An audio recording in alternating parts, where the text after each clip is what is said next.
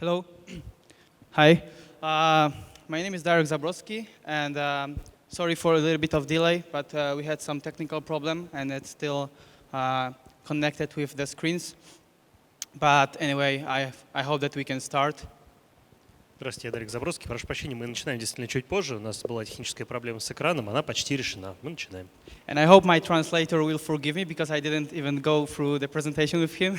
But we had some problem and we wanted to start as soon, so I hope it will be fine. Надеюсь, у нас все получится.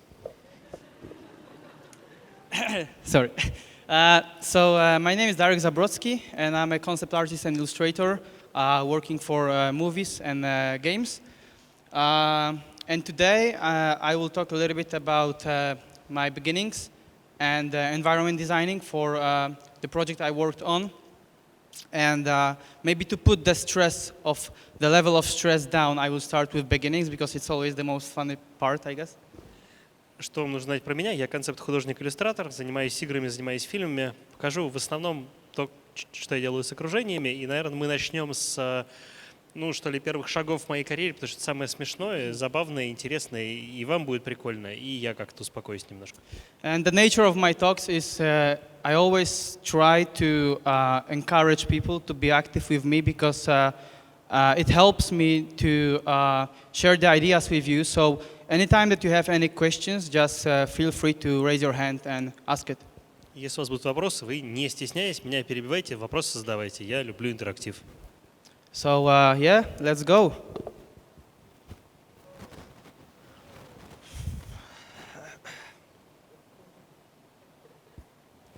Beginnings part. 1995. I was 4. Начинаем с самого раннего. Мне 4 года, в 95-й. And the thing about me being a young drawer or I don't know even how to call it because I don't call myself artist, is that my parents always had kind of argues with other members of family because they kept telling them that I have a mental problem. Я даже не знаю, я себя, в принципе, художником не считаю, и тут трудно говорить, что вот это, не знаю, первые шаги будущего художника. Это был любопытный период моей жизни, потому что родители все время спорили, что не сказать, ссорились с другими родственниками, которым казалось, что у ребенка с головой что-то не так. All of the drawings and paintings that I was doing were kind of full of aggression. Но вы, глядя на этот рисунок, можете понять, почему они так считали. У меня, в принципе, все картинки были такие агрессивные. But what really drives me in was just showing dynamic scenes and action. Ну, можно, конечно, более красиво сказать, что я уже тогда любил какой-то динамизм в сценах. And my first inspiration was Lion King. Это «Король лев», на всякий случай. And actually, this cartoon got me into what I do these days, even though I could never imagine that I would be working as professional when I was really young. То есть можно сказать, что первым источником вдохновения для меня стал мультфильм «Король лев», хотя тогда, конечно, я бы не поверил, если мне кто-нибудь сказал, что я пройду этот длинный путь. It was mostly a hobby, and I felt like I can't really live without doing it, just even like small scribbles every day. So whatever I was painting or drawing, I had some ideas and I had to do it like every day and everywhere. So sometimes I was just drawing all the desk in my school or, I don't know, like sculpt something with toilet paper, whatever. В общем, рисование было хобби на уровне обсессии. Мне нужно было каждый день где-нибудь что-нибудь рисовать. Парту в школе я изрисовал уже очень быстро. Регулярно что-то делал из туалетной бумаги. Это первые шаги будущего скульптора.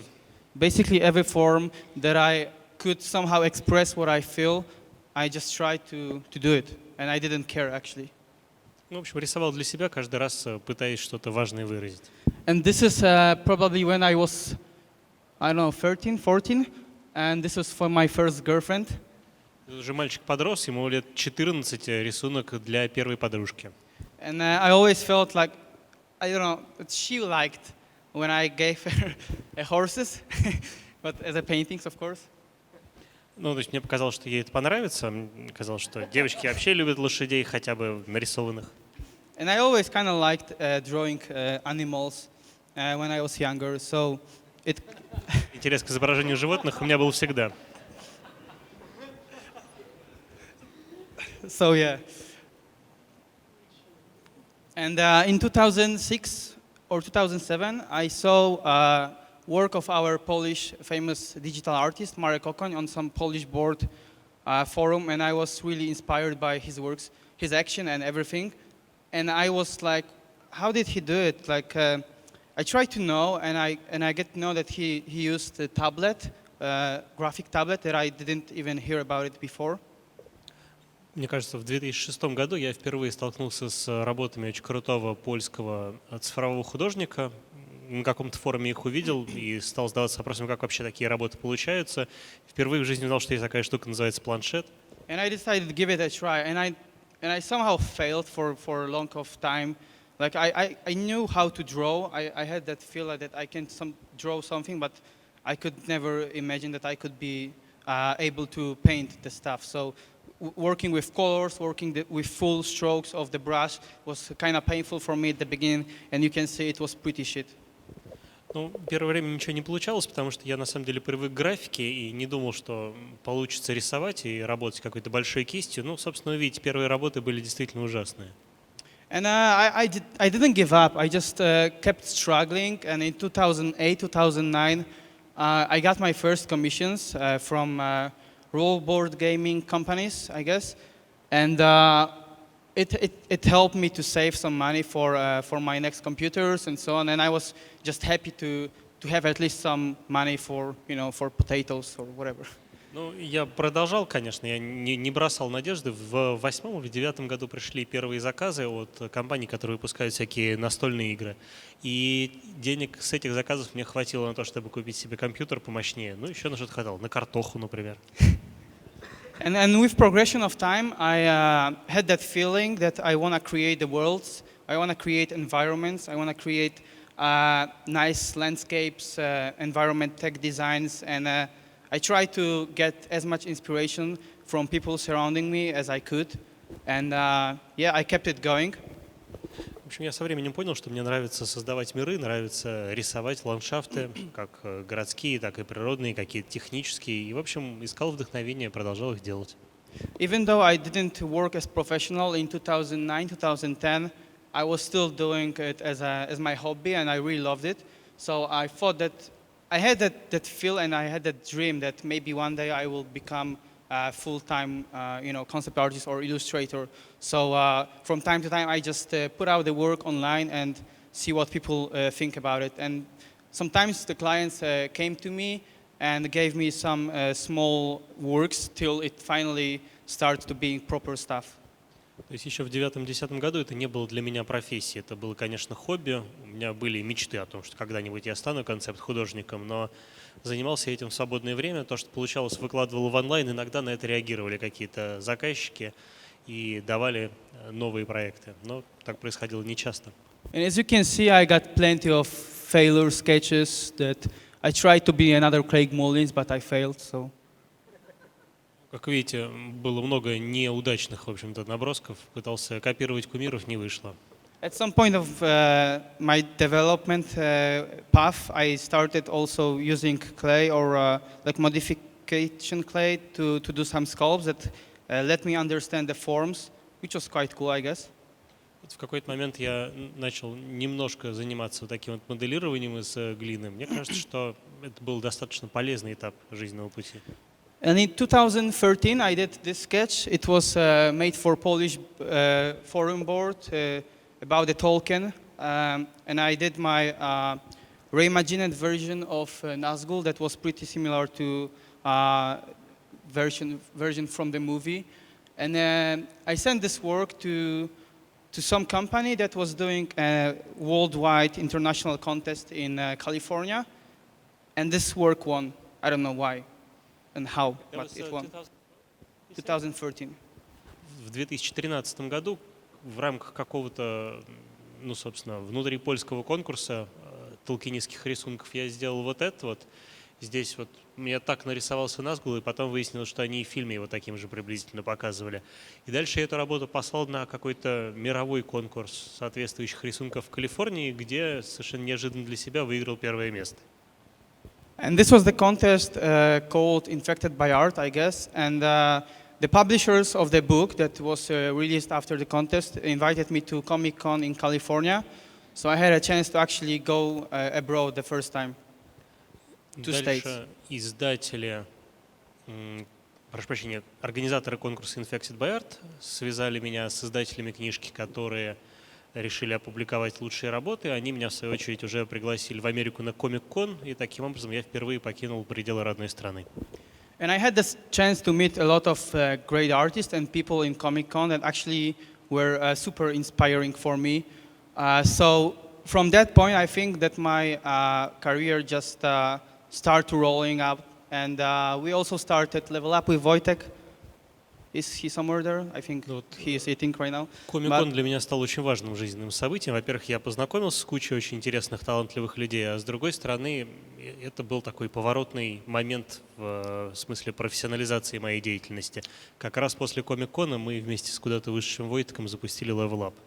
And even though that we somehow felt that we are kind of beginners in a whole industry, we kept it going and we kept doing those sessions because we met and invited people who were inspiration for us and help us in our learning process as well. So I think that was a good point and the good stuff to actually feel that that's what we want to do in our life.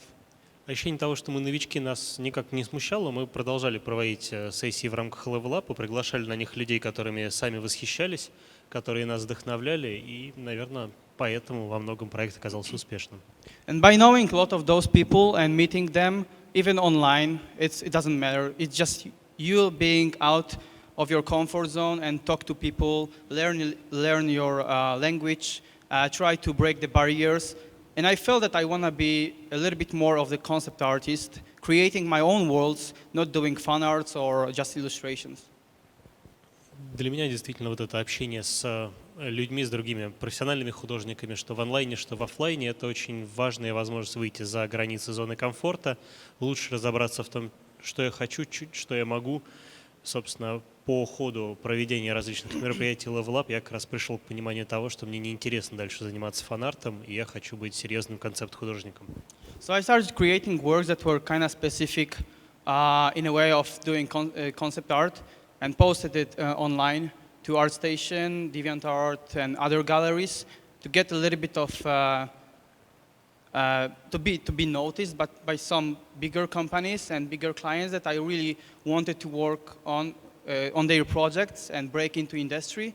So I strive to do as much as I could to actually get there. То есть я решил развернуть свою деятельность в направлении уже концепт-арта, стал уже осознанно постить гораздо больше своих работ и на DeviantArt, и на ArtStation, в надежде, что привлеку к себе внимание крупных студий. And in 2014, I got my first interviews with companies like Sony, Ubisoft, and Framestore.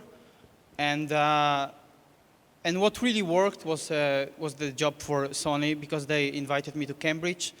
And I had a 8 months contract.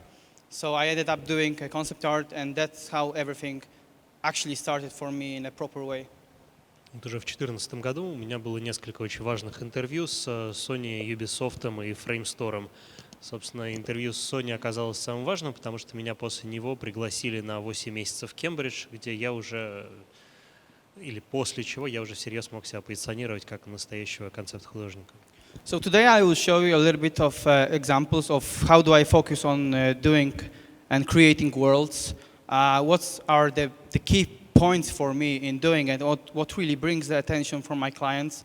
And then in the end I will show you the process of one of the video Gumroad tutorial that I just recorded. It's still not edited fully because I didn't add the voiceover. But in that another part of when I will be showing the video, you can ask me a question. But for now, I will show you where I prepared in terms of environment designing. Я вам сейчас покажу, как я обычно работаю над теми или иными сценами окружения. Это то, что, с одной стороны, нравится мне, с другой стороны, привлекает ко мне новых клиентов. Потом у меня еще будет в рамках презентации небольшой тьюториал, я его не закончил, там еще нету голоса за кадром, но, с другой стороны, это даст вам возможность позадавать мне вопросы. Unfortunately, a lot of stuff that I would love to show you, it's under NDA, so I have to always somehow kind of help myself with the stuff that I did before or prepare some stuff exclusive for the workshop. So I also prepared 2 new works for you. But let me just loop the works that I have in the folder so far. And how do I start with composition and shapes of the designs? Нелегко мне было выбрать, что вам показывать, потому что большая часть работ, которые мне нравятся, закрыты неразглашайками. Но я специально для сегодняшнего семинара подготовил еще 2 проекта. Сейчас давайте понемножку их рассмотрим. Let's try if it somehow work. So, yeah, as you can see, I got a lot of attention to the shapes in a first process of first part of work, and I focus on the shapes as they give me information about the upcoming details and the function of the buildings and the worlds and the structures that I create. На первом этапе работы я уделяю, как видите, много внимания, собственно, основным формам основных элементов, потому что я именно на этом этапе продумываю функции каждого элемента, продумываю все структурные композиционные решения. So I put a lot of effort to create a consisting and convincing colors and lighting that actually establish me the mood for the composition. And then I put the shapes and start creating actually the structures within the environment. То есть я сначала выбираю какую-то общую эмоциональную тональность для своей работы, выбираю ту или иную схему освещения, и после этого уже перехожу к структурной части. Slideshow doesn't work that well as I wanted, so I will just scribble it manually. Что-то слайд-шоу у нас не очень работает, я его буду вручную запускать. So I'm trying to connect working on environment from natural point of view with doing kind of erosion stuff from the earth, from the nature, coming up with interesting ideas of the shapes. And also I'm not afraid of putting a lot of architecture in my paintings. So you will see later that I also do the cities, cityscapes, interior designs and everything. So let's see what's next. Вы увидите, у меня на самом деле очень много работ. Это городские пейзажи. Я вообще люблю всякие архитектурные формы. Их поэтому вы увидите даже там, где вроде как их быть не должно. То есть в каких-то обычных пейзажах их тоже можно найти. In the composition and sketches folder, I also put my first drafts for environments for Assassin's Creed. So you can see they are pretty bad, but they actually establish me the whole mood and the whole sense of the scene. Это мои первые наброски к очередному Assassin's Creed. Они, как вы видите, совсем еще сырые, но основные какие-то мысли на тему того, какой я хочу создать эмоциональный фон, я уже здесь отражаю. My task working on those Assassin's Creed Syndicate concept was, at the first stage, was I had to do the environment surroundings and in the game that were from the perspective of the gameplay. So you could actually see how it would look in the game and how they translate in the game, and they did a really good job in it. Ну, что можно сказать про Assassin's Creed Syndicate? То, что мне как раз доверили работу над, что ли, общими планами, над окружением. Мне кажется, что в итоге геймдизайнерам удалось очень хорошо передать то, что мне изначально представлялось. You will see the final compositions later, but as you can see on those sketches, you can see that I'm setting up the very basic lighting conditions and the action scene that was actually the ideas for production designers that were actually building the world in the game engine. Как видите, начинаю я с достаточно простых схем освещения. Другое дело, что дальше геймдевы могли с ними много играть. This is another example of how can I approach with compositions and shape language of my pictures. So I grabbed some photos from Google Images, I guess, from the Manhattan, and I scribbled it out and started painting on top a new shape that were creating a nice angles and nice focal point for the environment sketch. С другой стороны, здесь вы видите, как я подхожу зачастую к решению каких-то композиционных задач. То есть я беру с одной стороны существующую фотографию Манхэттена, а потом сверху уже начинаю ее зарисовывать и добавлять интересующие меня формы. I love doing that kind of sceneries. It's it's kind of refreshing from what I do every day for work. So it's more like a mood composition rather than just designs. Ну, вот, на самом деле на таких работах я отдыхаю душой, потому что подобные городские пейзажи очень сильно отличаются от того, что мне обычно приходится делать. So it's let me coming up with ideas of how the mood of the production would look, and that's what quite often of time my clients ask me to actually establish the production or the whole project mood, and they reach out to me first that I can explore the lighting and the mood in the production. Возможно, из-за подобных работ ко мне обычно клиенты обращаются для того, чтобы сделать ряд, первых, что ли, установочных набросков для какого-то нового проекта, на уровне которых как раз определяется общий эмоциональный фон, какие-то решения по освещению. That's all really simple, and as you can see, just shape language exploration with mood supporting the overall piece. So it makes quite convincing and charmful composition, but very rough still. Как видите, достаточно простой набросок. Здесь получается, в принципе, результат убедительный и в чем-то милый, но, с другой стороны, ничего особенного я здесь не делаю. В основном работаю с формами и с элементами, создающими настроение. I did a lot of that kind of compositions when I was doing artworks for Assassin's Creed. So all those kind of views let me and help me in getting the mood of the overall project, so I could be more efficient while doing actual pictures for the game. Собственно, вот эти вот эмоциональные наброски мне сильно помогли в рамках проекта по Assassin's Creed, потому что они, всегда могли мне напомнить, какое я хочу передать настроение. And what's cool about those untold and very rough sketches, I think, is that you have a lot of ideas that comes in when you even look at it. There's lots of strokes and shapes that are still need to be refined, but you can just give some more story to it and explore it in many ways. So that's what my clients also want to see from me. Мне вот эти вот наброски, кстати, и моим клиентам эти наброски тоже очень нравятся. Они, с одной стороны, очевидно, незаконченные и сыроватые, с другой стороны, всегда можно к ним вернуться, посмотреть, найти какую-то еще новую идею, которую захочется перенести в конечный проект.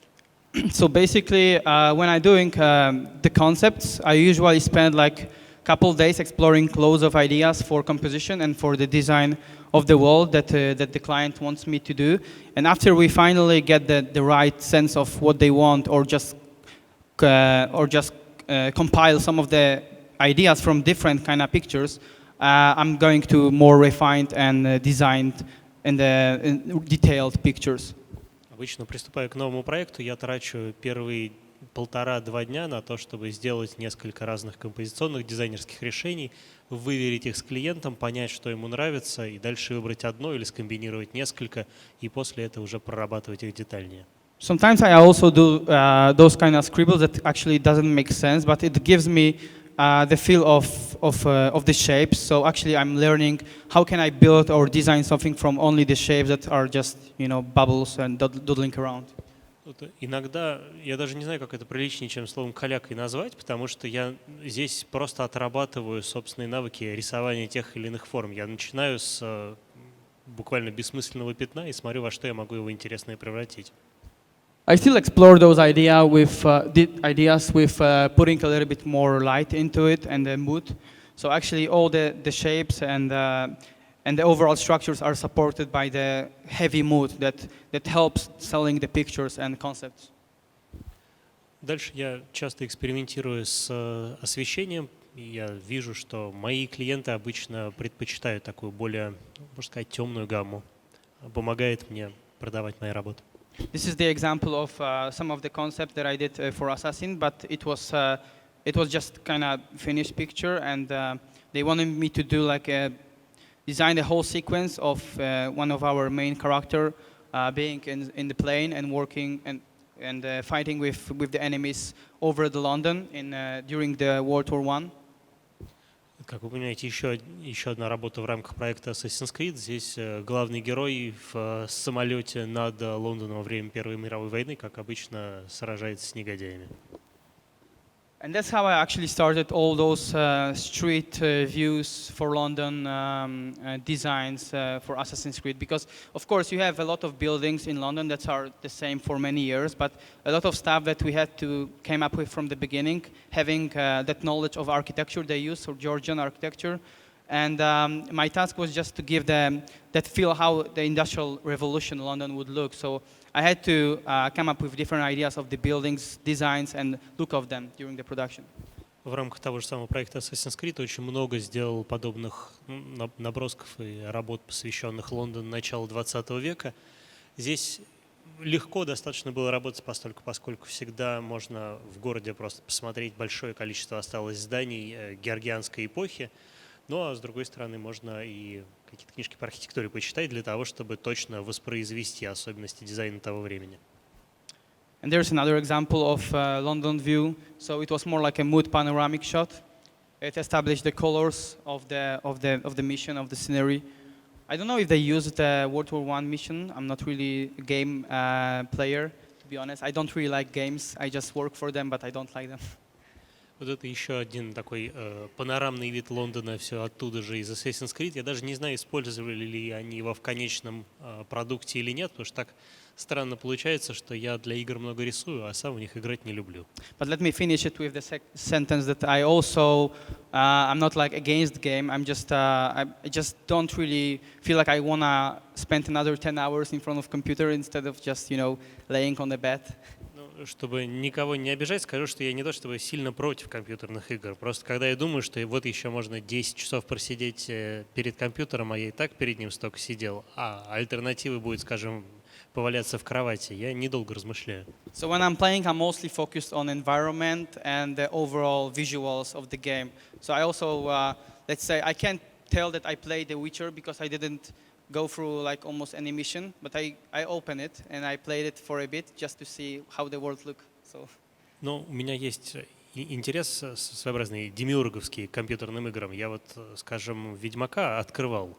Ни одной миссии не прошел, но открывал его специально для того, чтобы посмотреть, как там миры нарисованы. So of course I'm passionate about the visuals of the games, not leveling up with an X-Ping more. То есть для меня визуальная часть компьютерной игры гораздо важнее набора XP и получения новых уровней. All right, this part for composition is over, so I think we can go to establishing shots, because most of the time lately I'm working for games, for movies. On opposite, I love movies. But what really production designers and what directors want me to see is just a kind of finished point, finished level designs, illustrations. It's hard to tell even because sometimes they give you rough ideas, sometimes you have to explore everything. And I worked with Wes Ball, he is a director from Century Fox. And for his upcoming movie, I'm not gonna spoil it, but you probably know his work, so if not, just check him out. And yeah, sorry. Кино мне нравится гораздо больше, чем игры, наверное, поэтому я в последнее время больше занимаюсь какими-то кинематографическими проектами. Мне часто заказывают установочные, заявочные планы, и по-разному может выглядеть бриф. Где-то у заказчика есть уже более-менее представление о том, что он хочет получить, а где-то мне дают полную свободу. Вот здесь вы видите то, что тот установочный план, который я сделал для Весбола, это режиссер из 20 век Fox. Новый его проект спойлерить не могу. And the beauty of working with directors or production designers directly is that you translate the visions that they have some ideas or briefs for, and we can exchange the point of view and how the design would look in the final sequence of the movie. Для меня это очень привлекательная работа тем, что можно напрямую общаться с режиссером или с старшим дизайнером по фильму и вместе решать, как в итоге будет выглядеть весь фильм. So for instance, when I was working for Century Fox, the director provided me with the shots, the photos of the actual places that they are going to film, and it's a city, it's a really famous city, and they did like a couple of alleys and some city shots that my task was actually build the set on top of that, painting it over or adding 3D, it doesn't matter. But just painting on top of the photos that they sent, and then they send it to the production designers that were deciding if it's going to the movie, and then they would build in a CG. Вот в рамках того же самого проекта мне режиссер просто прислал большое количество фотографий, которые они сделали во всем известном красивом очень городе. Они сфотографировали несколько улиц и переулков, прислали мне эти фотографии и сказали, если хочешь в 3D, если хочешь там, просто ручками сверху закрась. И дальше вот эти вот уже обработанные, можно сказать, фотографии переслали продакшн-дизайнеру, который принимал решение о том, какие из этих работ пойдут, в общем-то, в фильм, какие будут использоваться в съемках, какие нет. As guys before mentioned me, there is no one way to actually doing this stuff. So whether you use 3D or paint on top, it's the result matters, and what they really look for, the directors, the clients, is just the final result. So if I'm doing a very detailed picture or detailed environment, I try to stick to my tradition and do the stuff that looks still painterly. Уже коллеги до меня говорили, что заказчику в большинстве случаев неважно, каким инструментом вы пользуетесь. Когда мне говорят, что нужно максимально детально все прорисовать, я предпочитаю пользоваться более традиционными инструментами. This one I will show later because it's the one that I did a video from. So maybe just go further. Давайте эти рисунки мы замнем для ясности, потому что все равно они же чуть позже появятся в видеоролике. You had the chance to see one of those compositions for Assassin before. So this is how the actual picture for the production designers would look like, and they try to reinterpret what your vision is and try to put them into the game with whole sequence of the colors of the action from the people that were working, that people that are just buying something on the market and put it into the game with the same lighting. Вот так вот выглядит работа в том виде, в котором я ее передал продакшн-дизайнерам, работавшим над Assassin's Creed.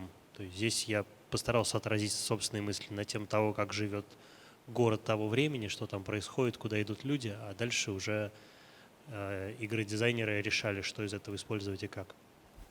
Sometimes I prefer actually my sketches than final pictures because sometimes I just feel that it lacks of that painterly touch, that it's something that's untold, something that's mystery for the clients. But of course, it needs to be done. It needs to be polished because they will pass it to people who maybe are not artists. They are just doing it, model it in 3D, and then they have everything on desk.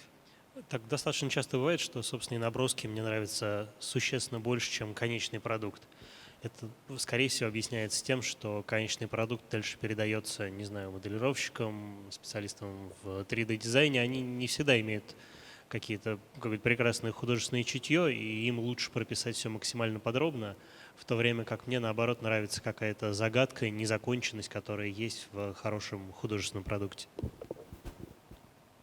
This was made for Hansel and Gretel, Witch Hunter movie. It was made as a part of pitch for Steven Illus, and he was pitching it for I think Warner Bros. I'm not sure, and he wanted me to depict like a city that connects a lot of different stylization, different kind of styles of tradition, from Chinese to Byzantium alike, and from Middle East as well. And my task just was to build it on top with huge, enormous city within the sequence that would actually met in the movie. Да, для Гензеля и Гретель. Hansel and Gretel. Значит, то, что вы видите здесь, это конкретно рисунок, который использовался Стивеном Льюисом, когда он питчил проект фильма «Гензель и Гретель», второй, да, уже версии, перед студией Warner Bros., если я не ошибаюсь. Соответственно, мне была поставлена задача нарисовать какой-то вымышленный город, в котором будут пересекаться архитектурные традиции Китая, Ближнего Востока, Византии. And in this point, I also wanted to show you, but maybe, wait.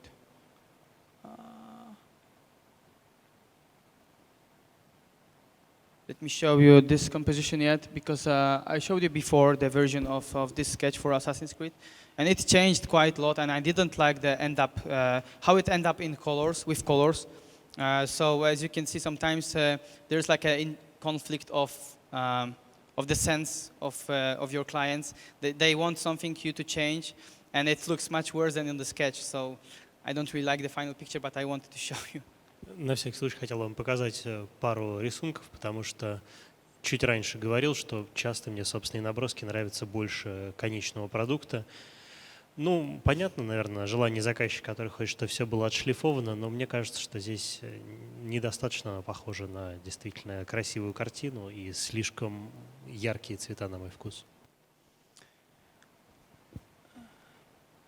Before I will go a little bit more technical, I want to show you also what's the reason that when I'm doing environments is also the lighting and storytelling. So let's start with lighting because I think it's quite strong side of showing the good and convincing pictures. Давайте теперь немножко поговорим про световые схемы, потому что мне кажется, что это очень важный элемент, без которого трудно сделать убедительный рисунок. Sometimes people ask me of how do I put those lights, how do I come up with the idea, and it's kind of hard to say because it's quite natural, and actually by colors and lights you are able to design new things, especially when we were out yesterday, walk around in Moscow. It's the first time that I'm here, and when I was walking around in the city, and I saw those buildings that during the day looks all right, normally, but at night, the lights formation, how they set up the lighting, it looks amazing, and it actually boosts up the whole design of the buildings. That's what I also try to incorporate in my environments. Меня часто спрашивают, как я выбираю те или иные цветовые, световые решения. Мне очень трудно на этот вопрос отвечать. Единственное, что сейчас приходит в голову, я вот вчера прилетел в Москву, впервые в жизни у вас оказался. Мне очень понравилось гулять по городу, и я обратил внимание на то, что часто дома, нормальные совершенно, ничем не выдающиеся дома днем, вечером у вас приобретает совершенно другое звучание из-за того, что найдены очень интересные цветовые решения. И я стараюсь сделать приблизительно то же самое в своей работе. So you can see there is like unlimited ways of actually coming up with ideas and designing things, designing quills, because sometimes I just start with some study of some lighting or colors that I found in some photography, and I just let my imagination go and build a new worlds on top of that. Иногда я просто нахожу что-то, что мне понравилось в чьей-то чужой фотографии, и дальше спускаю себя с поводка, и получается, по-моему, замечательно иногда. So this is in our capital in Warsaw. We have the same buildings as you have in Moscow, because it's because of the history. And the Russian had kind of took over the Warsaw at some point, and we have also that buildings, that palaces that have the same design as your buildings. And on this picture I was asked to do like a futuristic version of that Warsaw city, and it still have that palace in it. Меня просили в какой-то момент нарисовать футуристическую Варшаву, и я решил оставить в этом образе возможного будущего здание, которое вы наверняка узнаете, потому что этот сталинский ампир попал и к нам. Ну, вы помните, у нас в истории Польши был такой странный момент, когда Польша была под Советским Союзом. So there is another example of how to play with lights. It's partly inspired by the reference that I found. So I got like loads of references. I also do my own shots, and it helps me understand the lighting conditions. And with time, I don't really need to use them, but it just helped me build my visual library and building the mood on the production that I work later. У меня большая референсная библиотека, я больше того сам достаточно часто фотографирую и пополняю ее.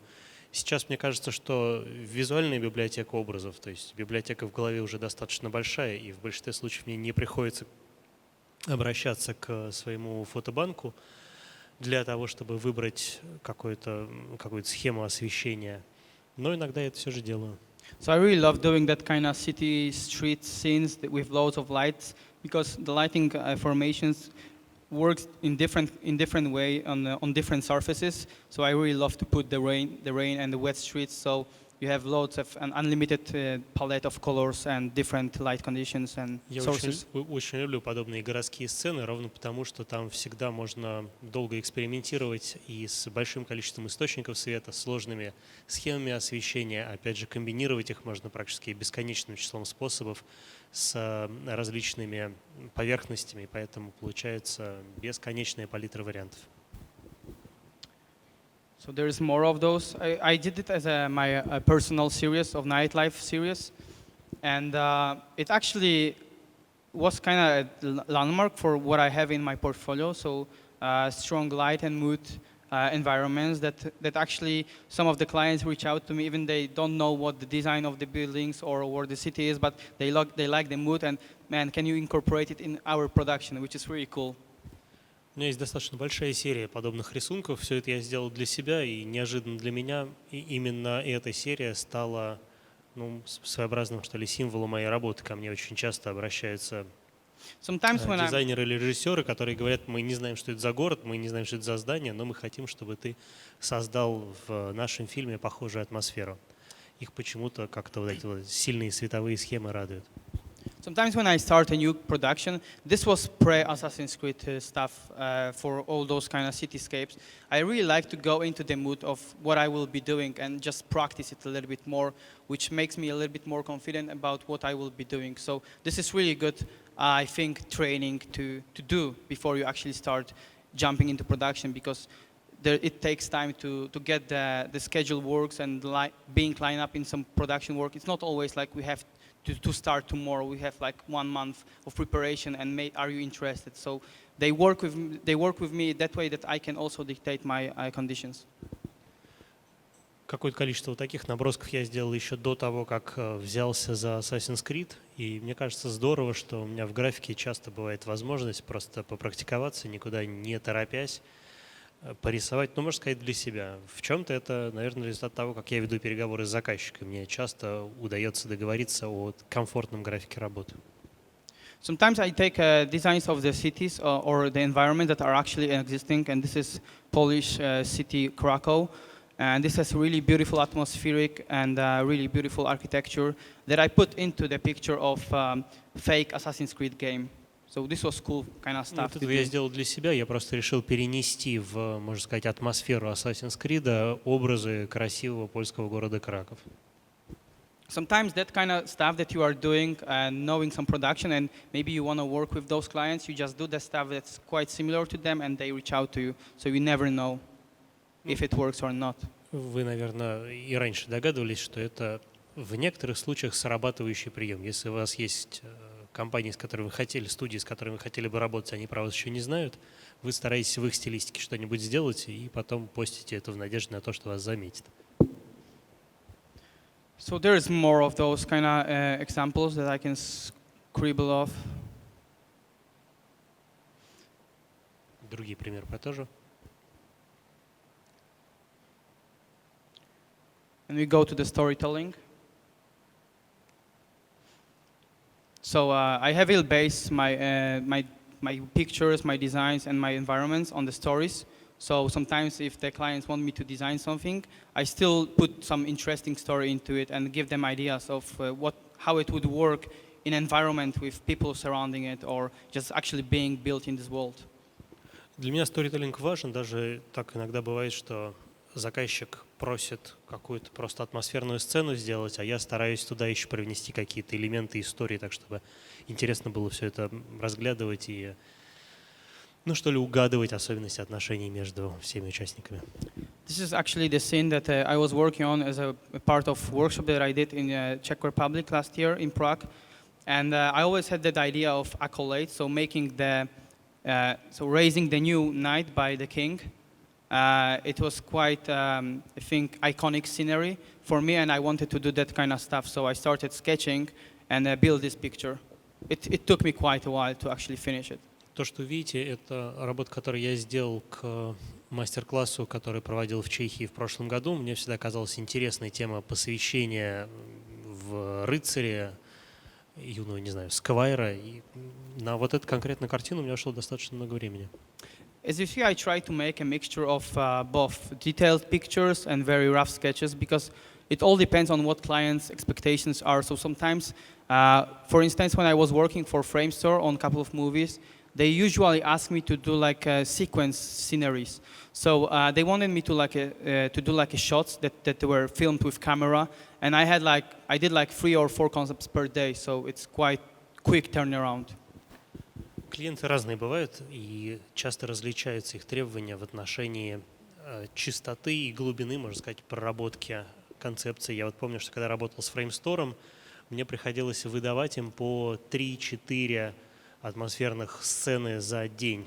То есть понятно, что глубина проработки не могла быть большой. Sometimes when the brief or the idea is quite clear and you have the clear idea of what you want to do, it doesn't need much of the time that you have to execute it, because most of the time I'm just trying to find a good solution for how could I show something with the sketch, and then if I have time I'm pushing it farther with details, but it's not really necessary. Конечно, когда тема хорошо знакома, можно достаточно быстро нарисовать что-то убедительное. Просто большая часть времени тогда уходит на выбор оптимальной перспективы. What really helps me and what I would recommend is just using a Facebook group. It's called Daily Speed Paint, I guess. It's 30 minutes. You have 30 minutes on one subject, and you have to execute your ideas without photos, just pure brush work. It helps you a lot with coming up with quick ideas and doing the right compositions if you are under pressure of time for production. Наверное, проект Daily Speed Paint в Фейсбуке вам хорошо известен. Если нет, я, значит, его буду всячески рекламировать, потому что это замечательный способ набить себе руку. В жестких временных условиях за 30 минут вам нужно на какую-то тему сделать набросок, причем фотографиями пользоваться нельзя, только работа кистью. So this, for example, was the subject called Big Train, and I just came up with that idea. Ну, вот конкретно в этом случае ставилась задача нарисовать большой поезд. Another part is when I build the scenery inside of the environment. So it's like more like a sketch of the interiors. I really like doing them because it's quite challenging in terms of lighting conditions and how do you manage to arrange the colors in the shadows. Не поворачивается язык назвать, конечно, интерьерным дизайном. Для меня подобные работы имеют особую привлекательность, потому что здесь очень много приходится думать на тему того, как сложным образом будет ложиться свет, что будет в свету, что будет в тени. There is an example of storytelling mission for Assassin's Creed, and this was actually one of the first pictures that I did for E3 game mission. It was shown on E3, and it was about Eve, that the main character girl that was actually killing all those guards around the Tower of London building. Это одна из моих первых работ для E3, ну, собственно, для Assassin's Creed.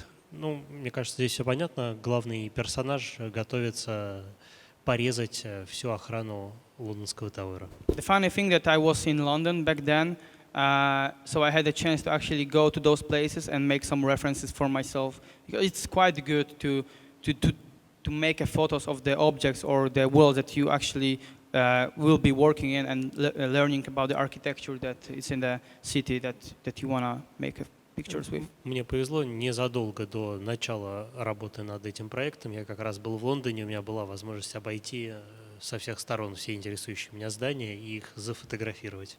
So during the production of Assassin, we were using the existing places, of course, and aside of actually coming up with the new ideas of the buildings and architecture, we were working on the areas that are actually still visible and still existing in a real place, and we had to build a new kind of interesting lighting conditions and the mood. So this was our main task when the game was pretty well developed already.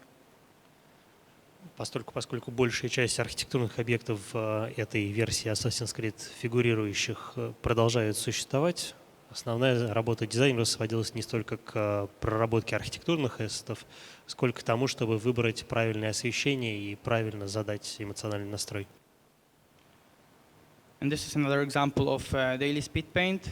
It was made in 30 minutes, and the subject was Flying Army. So this is how I actually work on developing and improving my ideas skills. Это еще одна работа для Daily Speed Paint. Там задача формулировалась как Flying Army, да, летучая армия. Тоже, значит, 30 минут. And this was the picture that I did last week. I don't know, I think it's super bright here, so I'm not really sure if you are seeing all those things within the shadows. Are you seeing it? Вы что-нибудь видите здесь в тенях? Здесь в тени на самом деле есть что накопать, что увидеть, но при нынешнем освещении вряд ли получится. Are you seeing it or? Okay. Видно что-то? Sorry, Да? from my perspective, it looks Более-менее. like shit. Ну, то есть оттуда, где я сижу, все отвратительно смотрится. So the idea of this picture was just to show the environment of slums and the poor people that are actually overwhelmed by industrial environment that was built by government on top of those poor parts of the city because it was overpopulated. То есть здесь мы с вами должны увидеть тяжелую жизнь какого-то трущобного района, который подпирает более развитую промышленную часть города. So they didn't care about putting all those pipelines and industrial kind of shapes above their heads. То есть, видите, здесь люди живут в трущобах под какими-то путепроводами и еще чем-то промышленным. And that's how I like to improve the storytelling compositions. So you can see that some of the people are laying on the ground that are probably dead. Вот я говорил про то, что стараюсь добавлять какие-то сторителлинговые элементы. Вряд ли вы можете разобрать, но на переднем плане можно даже разобрать валяющихся на земле людей, видимо, уже не живых. And other inhabitants are just shuffling around like a poor people. And I think it's, I don't really see all the details, but still, it just shows the story of the whole picture. And that's how you actually connect storytelling and story-wise pictures with the designs for the production. Ну, больше того, мы с вами здесь можем разобрать несколько бредущих куда-то неторопливо жителей тех же самых трущоб.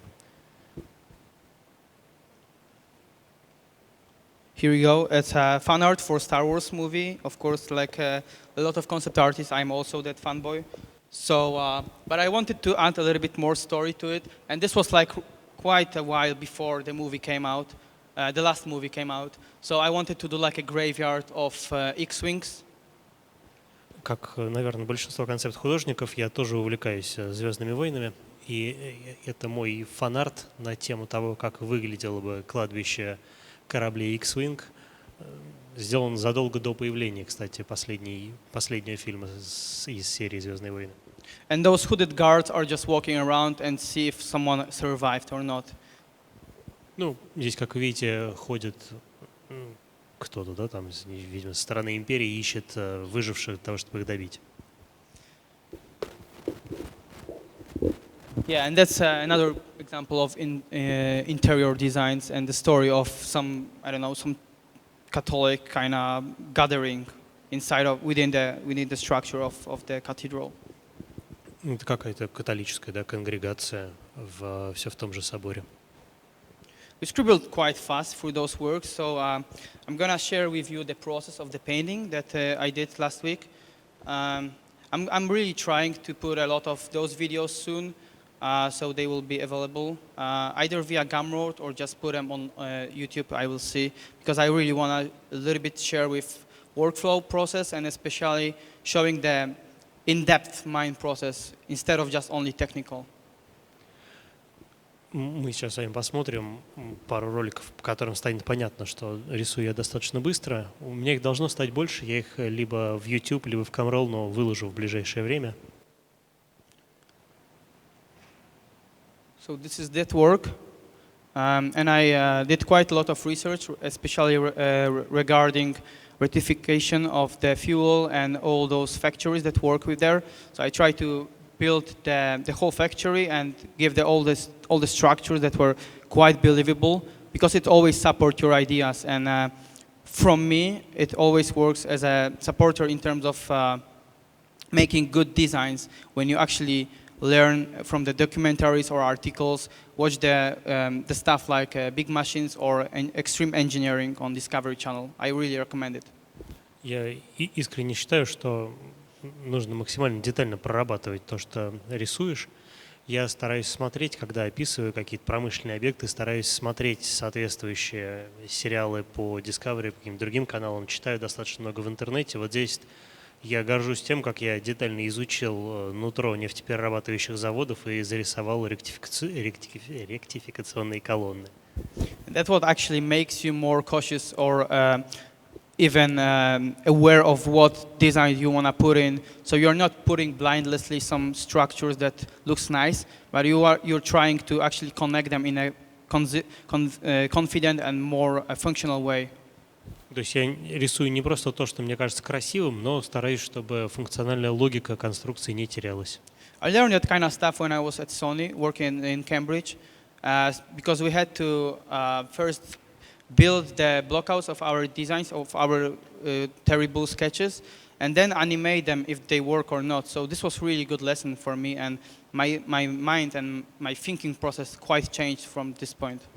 Надо сказать, что меня этому научили в Sony, где так была построена наша работа, что нужно было сделать какое-то количество набросков, скетчей, и потом их пропустить в такой, ну что ли, быстрой последовательности, и это показывало бы, соответственно, есть там какие-то функциональные баги или нет.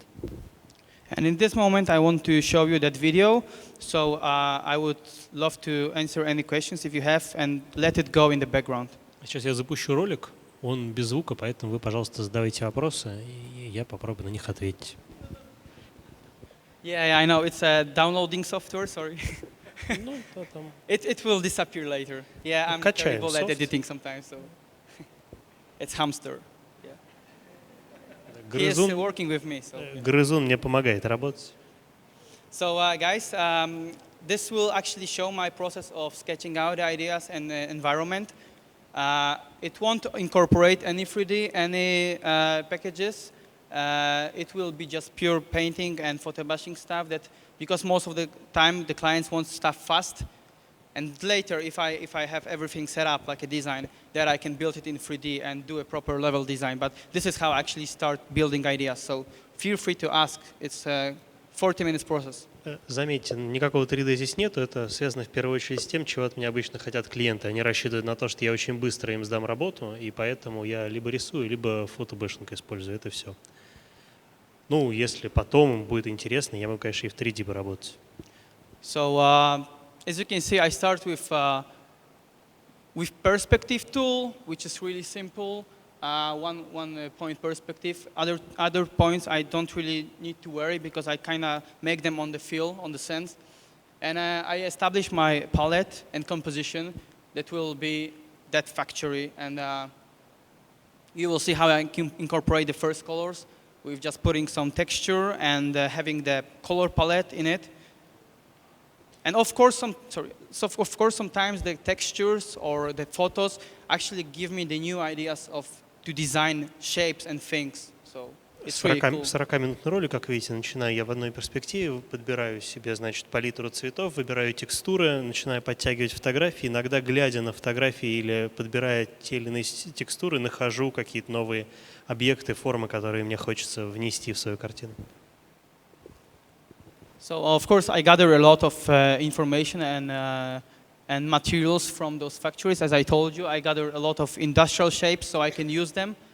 But I'm trying to control them as much as I can with painting them. Then I can replace them with nice and very specific shapes from photos or from 3D blockouts or whatever. С одной стороны, у меня достаточно большая библиотека всяких промышленных объектов, как минимум в голове. С другой стороны, я стараюсь по максимуму все-таки рисовать. То есть где-то я буду подтягивать и заменять собственные рисунки фотографиями, но стараюсь эту практику минимизировать. And this is the speed up version, but the whole video is around 2 hours. So I think it's quite a good turnaround time for the production designers or the director that are waiting for establishing shots, because it will give them enough information of how the scenery would look, and then they will go deeper into design and ask the guys from the production to do it, or me, and connect me with them to actually collaborate on it. В ускоренном виде ролик занимает 40 минут. На деле это было около 2 часов, и это стандартный для меня промежуток времени. Обычно вот за 2 часа я успеваю сделать заявочный план, вернуть его продакшн-дизайнеру, и если его все устраивает, меня дальше уже связывают с его подчиненными, и мы более подробно все прорабатываем. So as you can see, I'm just trying to draw in more confident structures, build a value structure and everything to make it more consistent with colors and lighting. Тут я уже, видите, добавляю света и больше цветов начинаю вносить, так чтобы конечный результат по всем вылез выглядел убедительней.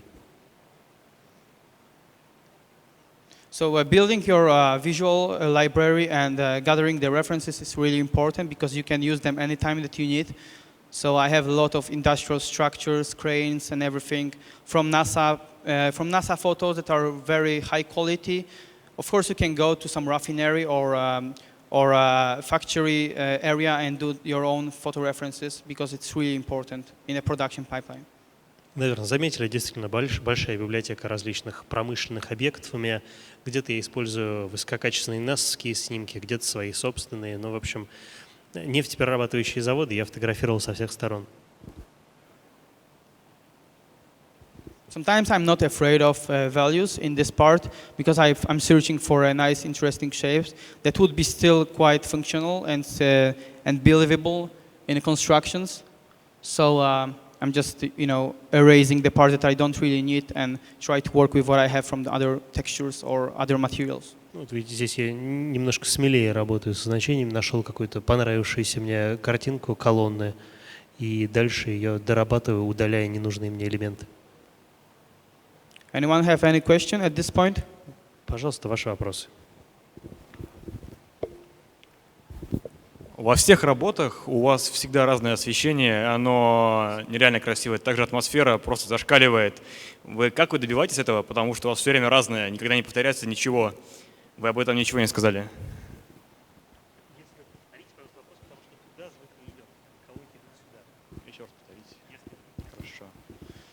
Во всех ваших работах всегда разное освещение, оно очень красивое, атмосфера тоже зашкаливает.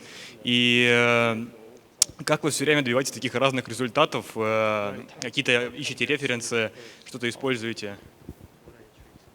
I think it comes with a kind of traditional background because I always try to draw a lot of things as much as I could, as much subject that I wanted to. And I think it's also about personality because I really love to jump from one project to another. I'm not really that person that really want to be for 3 or 4 years on one production. It's not for me. Во-первых, мне кажется, здесь сработало мое образование совершенно традиционное в этой области, а во-вторых, мне просто нравится разные вести проекты. Мне кажется ужасно скучным, 4 года заниматься одним и тем же и работать в одной и той же стилистике. But thanks, I'm really happy to hear it because I always like doing diverse stuff and being diverse artist rather than just being packed into one only sort of stuff. За похвалу спасибо, потому что мне действительно важно, чтобы все мои работы выглядели по-разному.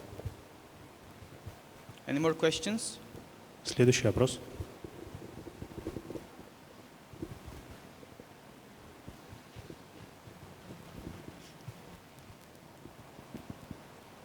Во-первых, сцены, не вошедшие в парк юрского периода, и «Король Лев» просто потрясли, конечно. Мне кажется, надо и Стивену Спилбергу, и Андресу Дежа, соотечественнику, на стенку повесить.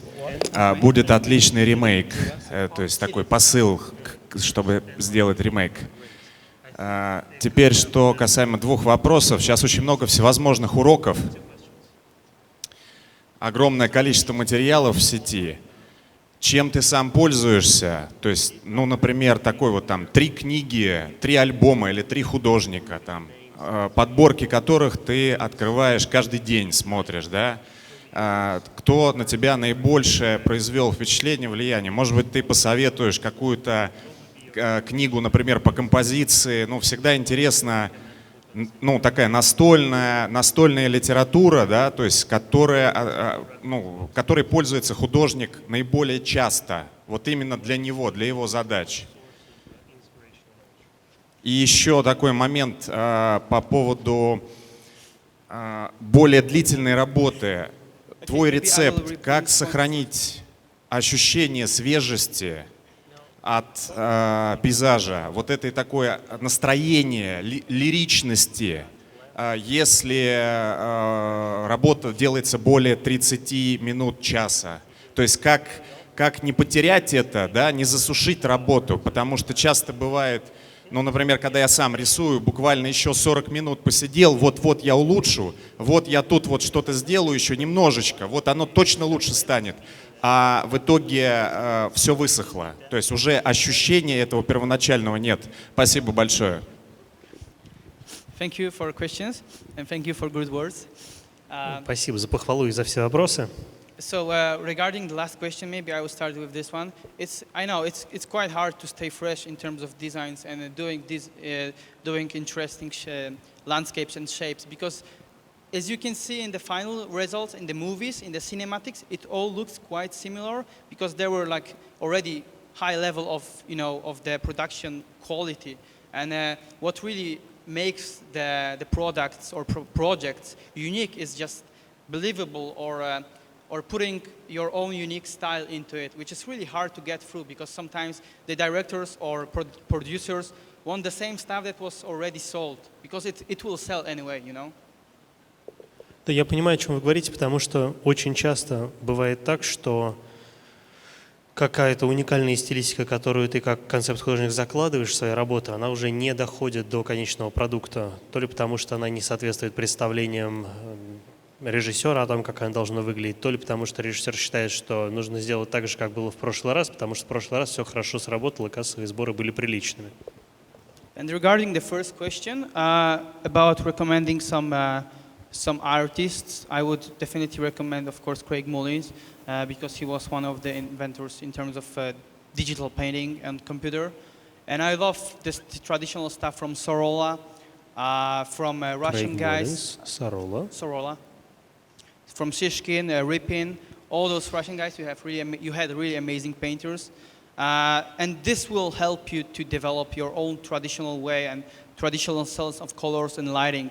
And then regarding designs, as I said before, you have to watch a lot of documentaries. National Geographic and Discovery Channel release them a lot.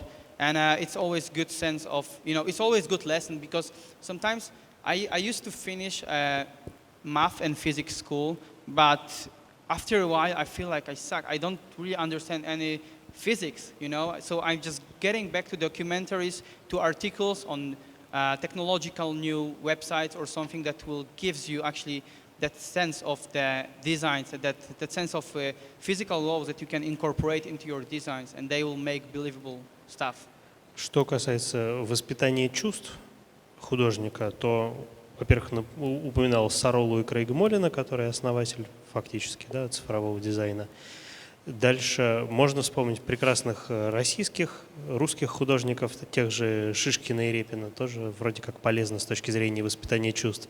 Для меня очень важное переживание связано с тем, что я вроде физмат-школу закончил, а с другой стороны все из головы вылетело.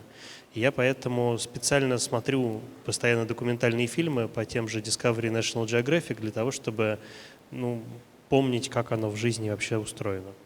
Generally, I would recommend just using our world and our surroundings to make your designs more believable, because you can still come up with nice ideas of the shapes and nice ideas of something that's maybe not done in the real life, but I still like to support my ideas with physical or mathematical or actually biological knowledge. С одной стороны, не сомневаюсь, что вы можете легко придумать какие-то красивые, пусть и не жизненные формы, а с другой стороны, мне важно, чтобы в моих работах действительно была отражена жизнь, либо какая-то совсем природная, биологическая, либо какие-то антропогенные, привычные нам формы и объекты. То есть я стараюсь постоянно сверяться с окружающим миром в поисках образов. And the same with projects like Assassin's Creed. Even if it's like fully historical based, we had to know the architecture styles, architectural, the features of those architecture to make it believable. And this is really beauty of the production, because when you do the research, you actually educate yourself and you evolve as a person, not only an artist. В частности, мне поэтому нравится работать над проектами типа Assassin's Creed, которые с исторической точки зрения хорошо выверены. И опять же, есть понимание каждого участника этого проекта того, что архитектурные составляющие тоже должны быть абсолютно верны, абсолютно достоверны. То есть, занимаясь чем-то таким, я чувствую, что расту не только как художник, но и как человек. And it will redirect to your question regarding the interesting compositions. The more you see, the more you know, and the more you gather, the more you observe the world that surrounds you, the better you understand what the shapes are, and the more influenced you are. So if I can look like on this table or on this laptop, I can just think of something new just by looking at the shapes of it. So this is actually how you build your visual library and your conceptual sense of mind. Мне кажется, чем больше ты смотришь по сторонам, тем больше ты учишься замечать и выхватывать. То есть я стараюсь максимально расширять свою визуальную библиотеку и надеюсь на то, что теперь у меня достаточно натренированный глаз, чтобы я мог выхватывать те формы, образы, которых я не видел бы раньше, и теперь уже даже простые объекты окружающего мира могут стимулировать креатив. So, yeah, you can see the process is still going on. I can speed it up, but feel free to ask any more questions regarding this. We can just exchange the views and ideas about just concept art and illustration. Я могу ускорить ролик, если хотите, но вы пока задавайте вопросы. Может быть, что-то еще про иллюстрацию, про концепт-арт.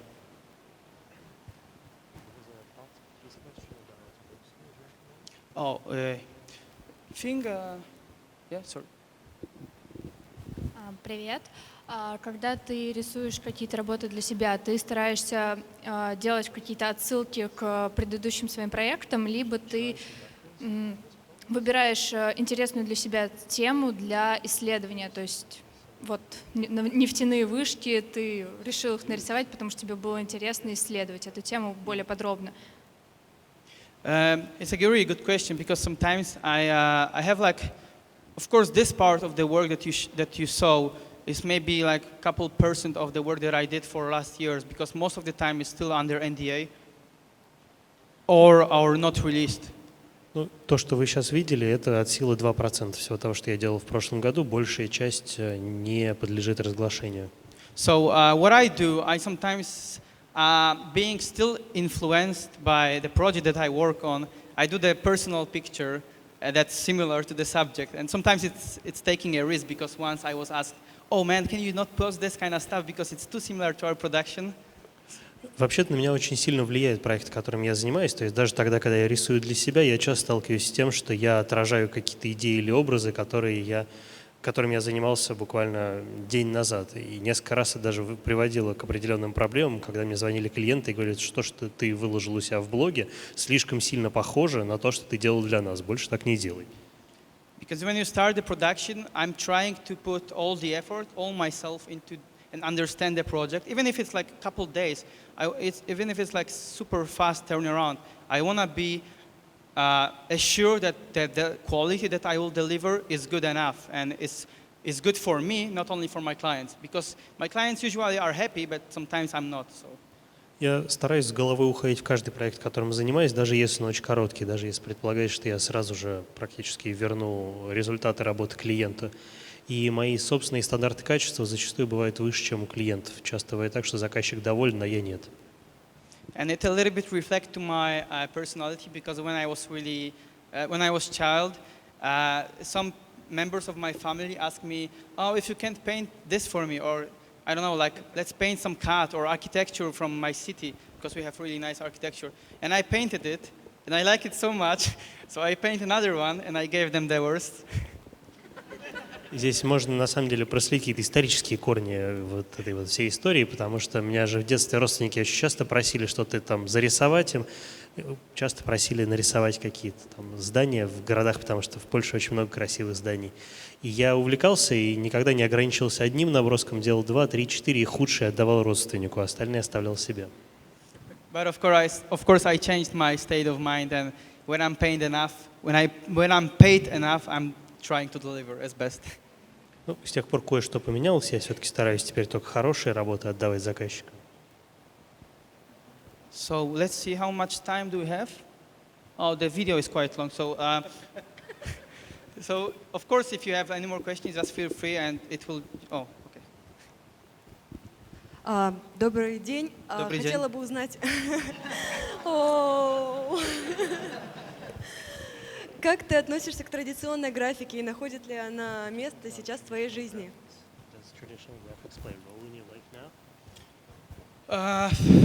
Unfortunately, not that much because I would love to do some more acrylics paintings again, but due to time pressure and I used to work too much, and now I just want some more rest after I'm done with some project or some work. I try to get out from my home studio or just walk around, just not to paint, not to do art anymore. С одной стороны, я уже соскучился, например, по акриловым краскам, а с другой стороны, мне что-то в последнее время так много работы, что когда она заканчивается неожиданно, мне больше всего хочется отдохнуть или пойти погулять, и совсем не хочется рисовать.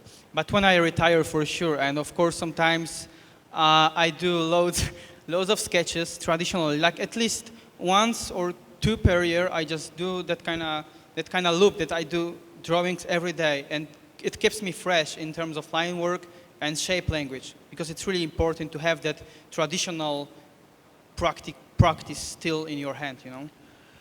Конечно, я буду гораздо больше, сейчас по-другому скажу, я думаю, что когда я выйду на пенсию, я буду для себя рисовать гораздо больше, чем сейчас. Но, в принципе, даже тогда, когда я сильно бываю загружен, я стараюсь находить время, ну, хотя бы раз в 3-4 месяца, и что-то вот в стиле традиционной графики делаю для себя, потому что это очень полезно. Я понимаю, что это и позволяет свежими глазами посмотреть на то, что я делаю, и больше позволяет экспериментировать и с формой, и с линией.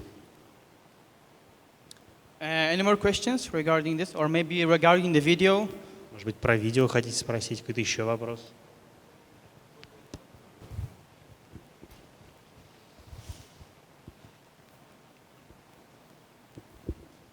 Здравствуйте. Во время выступления вы говорили, что удается договориться на комфортный график работы.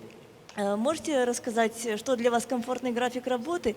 И если вдруг он некомфортный, как вы себя мотивируете, например, или приходит во время, например, рисования интерес к работе? It's a really good question, and I'm really happy that you asked it, because I used to be that guy who actually got all the jobs that I had a chance to get. So if, let's say, Ubisoft reach out to me, I would get it. Frame store, I'd get it. And in the end, I just see at my schedule, and how am I supposed to do it? What the fuck? Спасибо вам за вопрос. Действительно, в моей жизни было время, когда я не отказывался ни от какой работы вообще. Сначала всем говорил «да», а потом с ужасом смотрел на свой график и пытался понять, как же я все это успею. And I think it's, of course, because I'm still young, and I wanted to work as much as I could, but at some point I had the red light in my mind, and I was really tired at some point. Like I was walking like a zombie, and I felt like, okay, I need to choose smartly right now and be more selective. Ну, в какой-то момент я решил, что хоть я парень еще вроде молодой и мог бы работать с утра до вечера, но все-таки ничего хорошего в том, чтобы быть таким зомби-рабочим, нету. И нужно начать более тщательно подбирать себе клиентов. Most of the clients that I work with are not only one-time shot. They are usually working with me for a lot of months. And when I know them more and they know me more, we are doing meetups at Skype, doing call conferences, and the more you are confident about working with them, the more you can actually discuss and actually negotiate, because sometimes they need to bend over to your conditions, because you are also only person, you are not machine, and you have some more time. Or maybe I'm going on holidays for 2 weeks, and if you are not understanding it, sorry. Ну, большинство моих клиентов со мной работают уже достаточно давно. Мы с ними регулярно общаемся по скайпу, где-то еще, и есть какой-то базовый уровень доверия. То есть они понимают, за сколько я могу выполнить какую-то работу, и я уже могу их убедить в том, что, например, в ближайшие 2 недели я хочу пойти в отпуск и не хочу работать. What I really feel and what I really think is we are all human and we have to communicate. If we are not good at communication, it might be hard to actually even be in that industry or keep your clients coming to you, because of course I want to deliver as much as I can. I want to deliver quality stuff, but of course I need to have the communication skills to actually rearrange some stuff or fill the schedule to not only their needs but also to mine. So it's really important actually. Я считаю, что в нашу отрасль и попасть, и уж тем более успешно в ней закрепиться можно только если хорошо прокачаны коммуникационные навыки. Потому что иначе очень трудно управлять своим графиком и не расстраивать при этом своих клиентов. Of course, still leaving that mutual respect on the table. Ну, а отвечая более подробно, более конкретно на ваш вопрос, взаимное уважение и доверие сильно помогают при ведении переговоров. Anyone? Any more questions? Еще вопросы? What the studios as a frame store thinks about hand drawing stuff? Because everyone here thought the studios prefer more photorealistic sketches or something else. What do you think about hand drawing stuff? I think they really love it, and I think it's regarding them reaching out to you, because clients usually reach out to you by what they see online. Like, we want to work with you, and you deliver that kind of stuff, and they usually ask you for this kind of stuff. And this is like a mutual agreement. And fortunately enough, all the clients that reach out to me like what I do and want me to do what I do. Of course, I needed to learn like 3D stuff at Sony. I needed to animate stuff. And of course, it was a good lesson for me. And I still could somehow connect it with what I do. And this is really good for both sides. And if they really want you to do stuff, they always understand. And they will always get you for the purpose they want. Вопрос был про то, как же так, мы же считали, что студии в основном интересуются фотореалистичными изображениями, а вы, мол, тут так много от руки делаете. Нет ли здесь какого-то конфликта? Ответ был следующий. С одной стороны, пока я работал в Sony, мне нужно было освоить, конечно, и анимацию, какое-то количество 3D-пакетов, а с другой стороны, студия обращается к вам, видя ваши работы в онлайне. И если они приходят на то, что вам нравится делать самому, то, в общем, уже не очень важно, каким инструментом вы пользуетесь. То есть мне на самом деле повезло, что моя манера работы им нравится. So for instance, sometimes if I have a little bit more time to experiment, I'm just, let's say I did the stuff for Framestore for some movie, and we were working on level design, and they wanted me to do like the drawings of the stuff, but I started with doing blockouts, and that's how it actually established our communication on this project. We sent back and forth the 3D model, and they bounced it back when they made some changes, and I made some changes, and when we finally were happy with the design, I could just make a render and do paint on top of it. And most of the time they say like, oh, we don't need to use 3D, you can paint it. So. То есть конкретный, приводим пример. Работал вместе с Framestore, готовили какой-то фильм, были поставлены задачи прорисовать там, уровни, level дизайн сделать. И хотя студия изначально считала, что я буду все рисовать от руки, я начал пользоваться блокаутом и, собственно, 3D-модели им посылал, они мне возвращали их с какими-то коррективами, ну и в итоге просто прогнали через рендер. И дальше, после уже окончательного рендеринга, я от руки добавил какое-то небольшое количество штрихов, и студия всем была довольна. For instance, I'm amazed by the guys that actually use all the 3D packages for one workflow, but it's in most cases that I had a chance to work with clients, it doesn't work because it needs to be done fast, it needs to be done efficiency. So if I use 3D, it's only for level design or for blockouts for the complicated architecture or perspective, and then it actually helps. But for me, I prefer to sketch out. Then if everything is set up and the design is already obvious for them, then we can build it in 3D and paint and finish in Photoshop. Меня, конечно, впечатляют люди, которые могут вот так вот легко жонглировать различными 3D-инструментами, вплетая их в единый workflow. Я вот так не могу. Я обычно пользуюсь 3D-инструментами только там, где нужно сделать level дизайн или проработать какие-то сложные архитектурные объекты. Ну, может быть, поэтому как бы ко мне приходят те клиенты, которые приходят, а дальше уже гораздо больше 3D-работы выполняется на следующем уровне. Of course, everyone is doing that on their own way, in their own way, so that's what makes artists unique, I guess. Наверное, здорово, что каждый по-своему решает одни и те же задачи. В этом радость быть художником. And for instance, for me, I started using some ZBrush lately, and I really want to go deeper into character design with it because it's an amazing tool. Вот я относительно недавно стал осваивать ZBrush и понял теперь, что мне очень хочется в нем поработать и больше порисовать всяких персонажей. And when you go through that hellish interface, it's super intuitive and artistic friendly. Ну и действительно, когда ты смог перебороть этот чудовищный интерфейс его, все остальное уже в радость и мега интуитивно. Any more questions? You should try 3D code. It's better than ZBrush. I know Yama will tell me, but well. Яма про то же самое, Джама про то же самое говорит, конечно. 3D-код лучше. Еще вопросы? Все, закончились вопросы? Yeah. Okay. If that's all, thank you very much for everyone for coming in. And of course, I will be in this booth for a while yet. So if you want to come over and ask some questions, feel free. And yeah, let's get some beers later. Что же, спасибо большое за внимание. Я никуда не ухожу. Если будут вопросы, пожалуйста, подходите. И рассчитываю на совместное пиво вечером. Thank you.